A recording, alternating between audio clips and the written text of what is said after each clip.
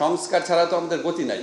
ইচ্ছা আছে যদি বছর খানেক সময় পাই অন্তত এই কাজগুলো করে যাব, যে আমাদের এখানে এমন কোনো শাসন বিভাগের মন্ত্রিসভার বা আমলার বা সরকারের এমন কোনো দুর্নীতি, অনিয়ম, দুঃশাসন নাই যেটা উচ্চ আদালত চাইলে বিচার করতে পারবে না।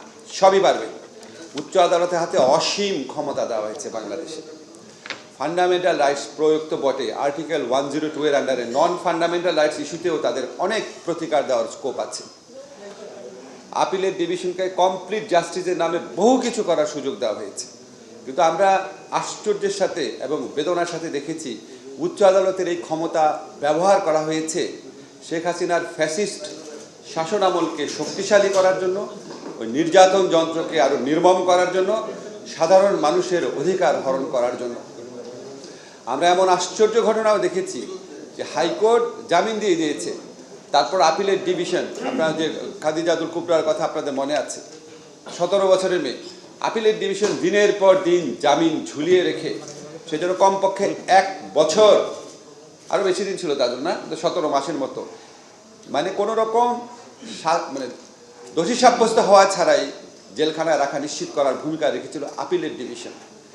এবং আমি যখন খোঁজ নেওয়ার চেষ্টা করেছিলাম যে কেন এটা দিনের পর দিন শুনানিটা, আমি পত্রিকা লিখেছিলাম, আরও কয়েকজন লিখেছিল এটা নিয়ে, কেন এটা বিলম্বিত করা হচ্ছে। আমি সরকার পক্ষ থেকে নির্দিষ্টভাবে নাম বলছি না, সরকার পক্ষ থেকে এমন কথা শুনেছি যে একটু ভালো কিছুদিন জেল খাটুক না, এত বড় একটা অপরাধ করেছে। আসলে সে কোনো অপরাধই করে নাই, অপরাধ করেছি কি করে না এটা আদালত প্রমাণ করবে। কিন্তু আওয়ামী আমলে একটা প্রবণতা চালু হয়েছিল, দোষী সাব্যস্ত হওয়ার আগেই, অপরাধের বিচার হওয়ার আগেই দিনের পর দিন জামিন নাকচ করে মাসের পর মাস, বছরের পর বছর জেলে রাখা।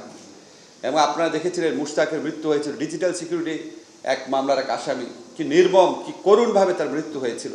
মানে বাংলাদেশের জুডিশিয়ারি হয়ে গিয়েছিল নির্যাতন, নিপীড়ন এবং মানবাধিকার লঙ্ঘনের একটা হাতিয়ারে পরিণত করা হয়েছিল এটাকে।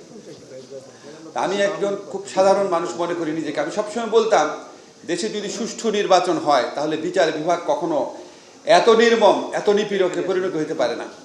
আমার মনে আছে সেলিম ভাইরা মাঝে মাঝে বলতো জ্বলন্ত করুণ থেকে ফুটন্ত করায়, কিন্তু আমার একটা থিওরি আছে, আমি আজকেও বলে যাই, দেশে 5 বছর পর পর নির্বাচন হলে, জনগণের রায় প্রকৃতভাবে প্রতিফলিত হলে বাংলাদেশে যে অত্যাচারী দলগুলো আছে, শাসক দলগুলো, তারা এতটা অত্যাচারী হতে পারে না। এটা আমরা 91-এ দেখেছি, 96-এ দেখেছি, 2001-এ দেখেছি।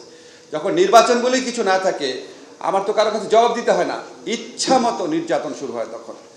ক্যামেরায় ওয়াও, স্টাইল দেখাও, Xenon X21 পারলে ঠেকাও। এটা একটু বলে রাখলাম, সব সংস্কারের মূলে যেন আমাদের নির্বাচন ভাবনা থাকে, স্মুথ ট্রানজিশন অফ পাওয়ার হতে হবে। এটা হচ্ছে সবচেয়ে ফান্ডামেন্টাল শর্ত। গণতন্ত্র বলেন, মানবাধিকার বলেন, আইনের শাসন বলেন, এটা হচ্ছে বেস। শুধু নির্বাচন দিয়ে কি হবে এই সমস্ত কথা বলেন না। শুধু নির্বাচন দিয়ে কি হবে না হবে এটা যারা বলেন, 1991 থেকে 2011-12 পর্যন্ত বাংলাদেশ কিভাবে চলেছে, আর 2014 থেকে 2024 পর্যন্ত কিভাবে চলেছে, এটা একটু নির্মোহভাবে কম্পেয়ার করে দেখবেন। এখন আমি বলি যে বিচার বিভাগের সংস্কারের দাবি যেটা, এগুলি তো পুরনো, মানে নতুন কোনো বিষয় না, এগুলি বহু বছর যাবৎ আমরা উচ্চারণ করে আসছি। আমার মনে আছে, আমার নিজেরই মনে আছে, কমপক্ষে বোধ হয় 20-25 বছর যাবৎ বাংলাদেশে এই কথাগুলো উচ্চারিত হচ্ছে যে উচ্চ আদালতে বিচারক নিয়োগের জন্য আইন করতে হবে, নিম্ন আদালতের প্রকৃত স্বাধীনতা নিশ্চিত করতে হবে, উচ্চ আদালতের জন্য একটা সেক্রেটারিয়েট গঠন করতে হবে, একটা স্থায়ী প্রসিকিউশন সার্ভিস করতে হবে, আমাদের যে প্রসিডিউরাল লগুলো আছে এখানে লুপহোলসগুলো অ্যাড্রেস করতে হবে যাতে মামলা এত বিলম্বিত না হয়, আমাদের অল্টারনেটিভ ডিসপিউট রেজলিউশন সিস্টেমটাকে আরও এফিশিয়েন্ট করতে হবে, কিন্তু আমরা জানি। এখন তারপরেও যখন আমরা একটা সংস্কারে যাই, আমরা সংস্কার কমিশন হয়েছে, আপনারা দেখেছেন বিচার বিভাগ সংস্কার কমিশন হয়েছে, তো আমি যখন এখানে দায়িত্বপ্রাপ্ত হয়েছি, আমার কাছে মনে হয়েছে আমি এখানে আসলাম কেন, if I can't make any difference, আমার তো আসার দরকার নাই। তো আমার খুব হতাশ লাগতো, এই সংস্কার কমিশন কবে রিপোর্ট দিবে, পলিটিক্যাল পার্টির সাথে ডায়লগ হবে, তারপর আমি কি আর সময় থাকবে। ফরচুনেটলি আমি সংস্কার কমিশনের সাথে কথা বলেছি, আমাদের চিফ অ্যাডভাইজারের সাথে কথা বলেছি, উনি বলেছেন যেসব বিষয়ে অলরেডি জাতীয় ঐক্যমত্য আছে সেটা করে ফেলো, দেরি করার দরকার নাই। তারপরও আমরা সংস্কার কমিশনে আপনাদেরকে জানাতে চাই, বিচার বিভাগ সংস্কার কমিশনের পারমিশন নিয়ে ওনাদের সাজেশনের ভিত্তিতে আমরা কিছু সংস্কার করছি। কয়েকটা জিনিস জানিয়ে দিয়ে যায় এখানে। একটা হচ্ছে উচ্চ আদালতে বিচারক নিয়োগ, এটা হচ্ছে আমি মনে করি বাংলাদেশের সর্বনাশের অন্যতম কারণ। আমরা কেউ লক্ষ্য করি না, আমরা সারাক্ষণ খালি নিম্ন আদালতে স্বাধীনতা, নিম্ন আদালতে স্বাধীনতা বলে চিৎকার করি। নিম্ন আদালতের স্বাধীনতা বলতে আমরা বুঝি যে উচ্চ আদালতের কাছে তার জবাবদিহিতা থাকবে, এটাই তো। এখন উচ্চ আদালতে যদি হয় সবচেয়ে দুর্নীতিগ্রস্ত, সবচেয়ে মানে পলিটিক্যাল পার্টির প্রতি সবচেয়ে লয়াল, সবচেয়ে দলবাজ, তাহলে এই নিম্ন আদালত স্বাধীনতা দিয়ে আপনি কী করবেন? ঠিক না? তাহলে প্রথম আমাকে ফিক্স করতে হবে উচ্চ আদালত। উচ্চ আদালত ফিক্স করতে হলে প্রথম যেটা করতে হবে সেটা হচ্ছে নিয়োগটা ঠিক করতে হবে। নিয়োগের সময় যদি জয় বাংলা বা জিন্দাবাদ বলা লোক শুধুমাত্র বিচারক হবে এটা নিশ্চিত হয়ে যায়, তখন তো আর ওই উচ্চ আদালতের কাছে আপনি কিছু আশা করতে পারেন না। ফলে এটা খুবই ভাইটাল এরিয়া। উচ্চ আদালতে নিয়োগের আইন যেটা, সেটা আমরা 3টা ড্রাফট আমরা পেয়েছি। একটা বিচার বিভাগীয় সংস্কার কমিশন করে দিয়েছেন, একটা মাননীয় চিফ জাস্টিস করে দিয়েছেন ওনার অফিসের মাধ্যমে, আরেকটা আছে যখন আপনার মনে আছে 111 গভর্নমেন্ট আমরা যখন বলি, তারা তাদের আমলে একটা আইন করেছিল। সো 3টা ড্রাফট আমরা দেখেছি, অনেক কাছাকাছি, ফান্ডামেন্টাল বিষয়ে সামান্য কিছু মতভেদ আছে। তো বেসড অন দোজ 3 ল আমরা নিজেরা আইন মন্ত্রণালয়ের পক্ষ থেকে একটা বড় কনসালটেশন করে একটা আইন করেছি।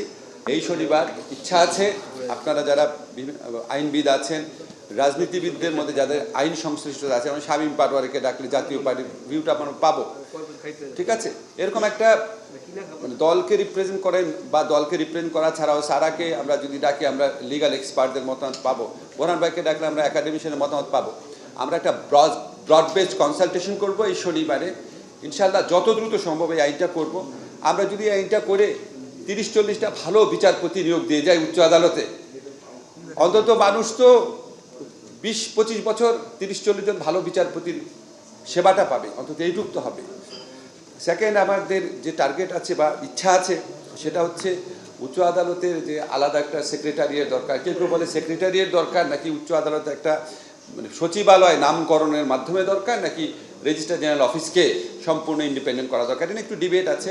আমাদেরকে এগেইন মাননীয় চিফ জাস্টিসের পক্ষ থেকে একটা প্রস্তাবনা দেওয়া হয়েছে, এটা নিয়েও আপনাদের সবার সাথে কনসালটেশন করবো। একটু কনসালটেশন লাগবে, এটা আমরা করে যাব।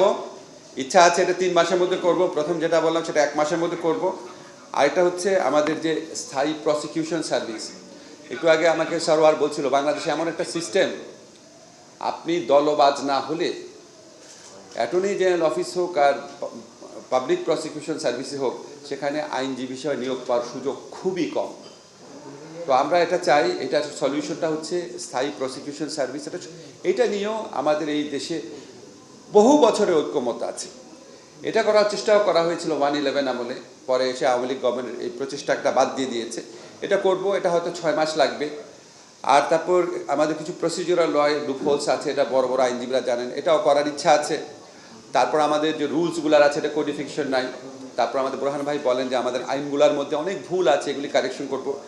ইচ্ছা আছে যদি বছর খানেক সময় পাই অন্তত এই কাজগুলো করে যাব। সংস্কার ছাড়া তো আমাদের গতি নাই। ঠিক আছে, সংস্কার নিয়ে জিল্লু যেটা বলেছে বহু কাজ হয়েছে, একমাত্র জাতীয় সংস্কার পার্টি গঠন ছাড়া বাকি সংস্কার ক্ষেত্রে সমস্ত কাজই হয়ে গেছে। কিন্তু সেই পার্টি করার একটা চিন্তা, হ্যাঁ ঠিক খুঁজে দেখতে হবে। সংস্কার পার্টি কিন্তু এখন হয় নাই, করা যেতে পারে বোধ হয়। যাই হোক, আমার মনে হয় সংস্কার ছাড়া তো আমাদের গতি নাই। রিকনস্ট্রাকশন বলি, তারপর রিফর্ম বলি, যেটাই বলি না কেন, এই সিস্টেমটা ভাঙতে হবে।